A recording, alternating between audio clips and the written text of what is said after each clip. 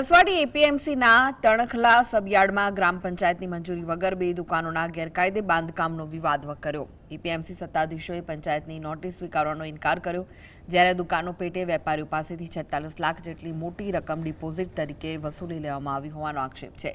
સ્થાનિકોના જણાવ્યા અનુસાર અગાઉની 10 દુકાનો પણ કોતર પર બનાવાઈ હતી અને નવી દુકાનોમાં પણ નિયમોનું ઉલ્લંઘન થયું છે। તલાટીએ પુરાવો માંગતા સત્તાધીશો ગભરાઈને કચેરી તાળા મારી ગાયબ થઈ ગયા। હાલ તલાટીએ આ મામલે ટીડીઓ અને ઉચ્ચ અધિકારીઓનું માર્ગદર્શન માંગ્યું છે, જ્યારે ગ્રામજનો જિલ્લા રજિસ્ટ્રાર પાસે કડક કાર્યવાહીની માંગ કરી રહ્યા છે। અહીંયા ગરીબ લોકો પોતાની રોજીરોટી કેબિનો કરીને લારી મૂકીને પોતાની રોજીરોટી કમાવતા હતા। એ રોજીરોટી કમાવતા હતા એટલે એની અંદર રોડ પર હતું, એટલે એપીએમસીએ એ લોકોને દબાણ હટાવડાવીને પોતાની પાક્કી દુકાનો બનાવી દીધી, જેની અંદર કોઈના 7 લાખ કોઈના 8 લાખ એવી રીતે ડિપોઝિટ લઈ અને ભાડેથી એ દુકાનો આપેલી છે।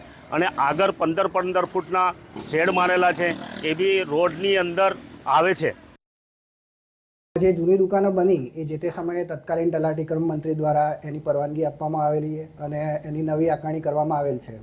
એનો વેરો બી એમણે ભરેલ છે, પણ ફરીથી એના પછી આરટીઆઈ આવી હતી કે આ દુકાનો કોતર ઉપર છે। હવે એ બાબતે આપણે એ કોતર ઉપર છે કે એપીએમસીની હદમાં છે એ જાણવા માટે આપણે આગળ કાર્યવાહી કરેલ છે। મામલતદાર સાહેબશ્રીને માપણી કરાવવા માટે લેટર પણ લખેલ છે। છોટાઉદેપુર જિલ્લાના નસવાડી તાલુકાના તણખલા ગામે એપીએમસી સત્તાધીશો દ્વારા દુકાનો બનાવી દેવામાં આવી છે। આપ તસવીરોમાં જોઈ રહ્યા છો, બે દુકાનો છે।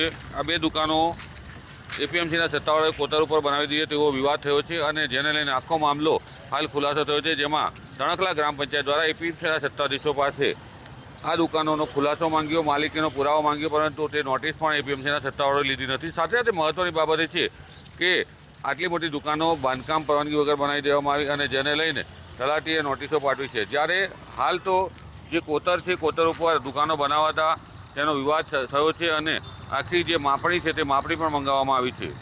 ત્યારે ગ્રામ પંચાયતે કડક પગલાં ભરવા માટે ટીડીઓ પાસે માર્ગદર્શન પણ માંગ્યું છે। સાથે સાથે એપીએમસીના સત્તાધીશોએ ગેરકાયદેસર દુકાનો બનાવી અને લોકોનો આક્ષેપ છે। રફીક ધણીવાલા, GSTV, છોટા